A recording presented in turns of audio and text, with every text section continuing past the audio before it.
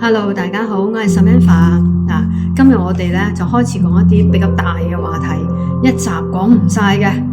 點解道教要先拜師，有師承先至可以開始修道學法呢？呢度會有幾個好大嘅重點喺度嘅。第一，傳統嘅拜師，拜師咧就係學習傳統技藝嘅頭等大事。中國有好多傳統嘅項目都好講究拜師學藝嘅，道教亦都唔會例外。冇師傅就等於好似無源之水、無本之木。嚴格嚟講嘅就係冇師承、冇師傅唔算入門。喺呢個行業嘅裏邊會認為唔係門裏邊出生，通俗啲嚟講就係不正規啦。道教嘅世界向來非常之講究拜師嘅儀式㗎，燒黃紙，稟明天地靈三界，名分係極嚴嘅著稱嚟嘅。要想成為師門嘅正式弟子，一需要經過師傅幾年嘅反覆全面嘅考察。考察嘅目的係乜嘢啊？就係喺我哋道場裏邊做嘢，要累積一啲嘅功德，消除你過往嘅業障，分集一啲入門前嘅經典，奠定好你福德嘅基礎，咁你先至有入道嘅資本㗎，以便日後修道無魔，道業精進，培養福德好入道。第二就係入門前後都有針對性嘅功課，以便因人施教，身強志堅，可能品行端正，符合條件，需舉行拜師儀式。喺拜師儀式上邊表明拜師者願意拜入某人嘅師門之下，仲有自己入門之後學習弘揚本門嘅決心。好啦，第二大項呢，就係道教嘅拜師就係學道入門嘅關鍵。而家有好多人受到一啲嘅小說、電視劇嘅影響動漫嘅影響，都會幻想拜個神仙大師為師嘅。甚至好幼稚地睇到某一個人發出一啲隻字片語，或者講一啲大道理玄幻莫測嘅一啲嘅言論灑一啲功法咁樣，就認定嗰個人係大師。又或者係着咗件咁樣嘅道服，你又認為佢係大師。仲有就睇到嗰個人好似輩分好高，就去拜啦。而對拜師嘅呢件事所蘊含後邊嘅重大嘅意義根本唔了解。實際上拜師係道教傳承嘅固有傳統，呢個就好似曲藝界嘅拜師有少少唔同。講相聲拜師等於師傅俾一個飯碗，而道教裏邊嘅拜師係道門經法嘅傳遞，係慧命相傳嘅關鍵，唔單止係飯碗咁簡單師徒之間好似父子，又不同於父子。師喺道教裏邊廣義同狹義嘅含義，廣義上邊所有嘅道門前輩都係師長，諸大天尊仲有各位師祖都叫做師。喺道門嘅傳承裏邊，真正拜師要有經直道三師，仲有還有燈錄、正盟、寶舉等師。狹義嘅師傅就係指皈依學道修法嘅根本師傅。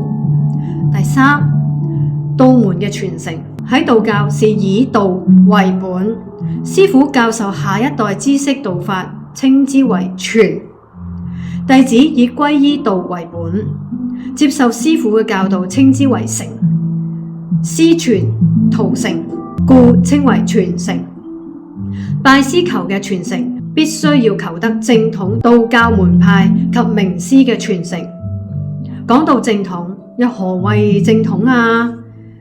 依奉道教戒律修行，不斷傳承法脈，先至被視為係正統嘅。而家社會上面打住正統旗號嘅人太多啦，個個都話自己係正統嘅，的傳嘅人更多添。但究竟又係咪真㗎？呢個就需要時間嚟到做檢驗㗎。能夠經得住時間考驗嘅實在太少啦。所謂正統係要依宗而立㗎。我哋經常會睇到某某自稱為什麼什麼門派、什麼什麼法脈幾多幾多代嘅弟子，咁你可以問佢，咁你能夠講出你歷代祖師傳承嘅依據嗎？你嘅師傅係邊個啊？你師傅嘅師傅呢？你師傅嘅師傅嘅師傅呢，一路推上去，甚至有一啲呢係要打住民間秘傳嘅門派喺度故作神秘。既然係秘傳嘅，咁點解會大肆宣傳自己呢？廣而告之嘅呢？道教嘅拜師修徒係需要師傅先引導弟子入門，練其心，觀其行，睇一睇是否係可造之材呢？能否有成就呢？好啦，亦都需要乜嘢啊？喺祖壇上邊上香、打卦、問卜，睇下上邊收唔收，唔係淨係師傅話收噶。所以大家就會知道啦。再睇下喺呢個網路上邊，隨便有人都會認自己係師傅噶。上個線打個招呼，下咗線根本就唔知道呢個師傅喺邊，根本唔了解乜嘢係傳承，甚至係跟佢學咗一兩個月，派咗一張證書俾你之後，師傅呢冇啦。呢啲根本就唔係傳承，甚至可以話大家根本唔了解乜嘢係傳承。弟子拜師之後，就要喺祖師前邊仲有師傅同自己去承諾約束自己，開始真正修行同埋學習，並且要按事師嘅禮儀嚟到供養尊奉師傅，同師傅好似心心相印一樣。第四種啦，另類嘅拜師啦，仲有一啲人會自稱係某某菩薩或者係太上老君，就係我師傅啦，又講自己見到某某神仙咩菩薩降臨然後收咗佢為徒弟嘅，喺個神前邊呢，我蓋過頭噶啦，又話領咗多少嘅天兵天將。如果按照咁樣嘅理解，咁我哋亦都可以喺神前邊日日做禮拜做功課，咁我哋領導嘅天兵應該都唔少噶喎。好啦，道門三寶係以道經師為三寶。喺道門嘅三歸依之中，就有自歸依師，當願眾生學最上乘，不落邪見嘅法願嘅。喺道門嘅傳承裏邊，係要依據住經法相傳，而自己所見到嘅神仙菩薩多虛妄無憑。如果只係依靠住一啲外道附體所得到嘅治病感應嘅能力，而唔依據先賢祖師留低俾你嘅經論嚟作為修行嘅依據同埋證明嘅話，就會產生唔到智慧噶。慈悲之心唔去度眾生，係證不了道噶。對神像蓋過幾多個頭都係冇用噶，燒幾多化咗幾多元寶蠟燭香都係冇用噶。然後就話自己有幾多天兵呢啲更加係無稽之談嚟嘅，呢個只係自欺欺人。而民間有啲法壇門派嘅傳承係以發誓孤貧嚟約束弟子嘅，傳承大多比較混亂，同一門之中都各有山頭嘅，呢啲人所知有限，自裝神秘，有啲好普通基礎嘅嘢都搞到好玄幻，或者係呢啲係弟子先至可以學噶，又講唔清楚俾弟子聽又話你未去到呢個 level未去到呢個等級OK， 所行嘅術千奇百怪，社會難以普遍接受，淪落到社會邊緣，此非道教，而係旁門。第五啦，總論拜師真正道教歸依嘅係叫人獲得無上天人嘅福報，可以脱離輪迴，又點會要人孤貧夭嘅呢？點解會孤貧夭呢？下集我哋再講關於天兵天將上邊嘅嘢啦。至於有啲民間某一啲嘅門派喺過功或者過執，亦都係因為師父所以嚟嘅，呢個唔係靠自己嘅修行而得嚟嘅。所以呢個道門呢，同所謂傳承都唔係一回事嚟嘅。仲有好多人雖然拜師，但係佢嘅心態呢，根本都未擺正，未擺啱認為一切都要靠師父，依賴師父。如果師父冇達到自己嘅想象或者意願，就即刻認為呢個師父唔得啦，然後轉投另一個師父。亦都有啲拜師之前根本就唔知道自己拜師之後應該嘅責任同埋義務，拜師之後亦都唔知點樣可以繼續深造，唔按師父嘅教導去修行，喺自己主觀上邊中意點樣就點樣去做，總係自以為是。亦會有一啲人拜師之後唔知道點樣去追隨老師嘅學習，就好似一隻鴨仔咁樣成日都好似等師父幾時餵我啊，等師父幾時派嘢俾我啊，而唔知道係從師父嘅言行之中去了解同埋跟師父點樣去學習，呢個稱之為身教。有啲人拜師之後仲會內心迷茫，根本就冇認識到師父嘅重要性，一年裏邊可以同師父打一個電話已經唔錯啦。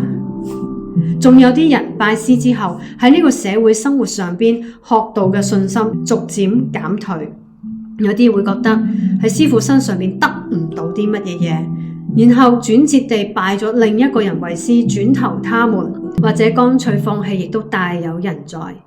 而會有啲人對拜師只係覺得係一個簡單嘅認識，甚至只係當成一種成功嘅途徑，揾到一位出名嘅大師皈依，然後攞咗個入室弟子證，跟住就滿足咗自己嘅虛榮心，愛嚟做咩？係炫耀嘅資本。更有啲甚至會將佢當為牟利嘅手段，成名嘅一個台階。有一啲就係我係乜乜乜乜弟子，我係乜乜乜乜嘅師父，然後就攞去宣傳自己，參與某啲節目，去成為佢成名嘅台階。所以呢句話就講名師易得，名師難求。呢句說話係值得大家回味㗎。當我哋拜師嘅時候，我哋有冇去考察過自身拜師嘅動機啊？係唔係你內心正確地生起咗某個信心，跟隨師父走入去玄門之內呢？是否經歷咗選擇嘅對比呢？有冇考察過師父嘅人品同佢所學嘅嘢呢？而唔係話嗰個人好出名啊，好多人介紹佢啦，大家一齊去咯。你到底見到呢位師父，你有冇呢一份緣分？有冇眼緣啊？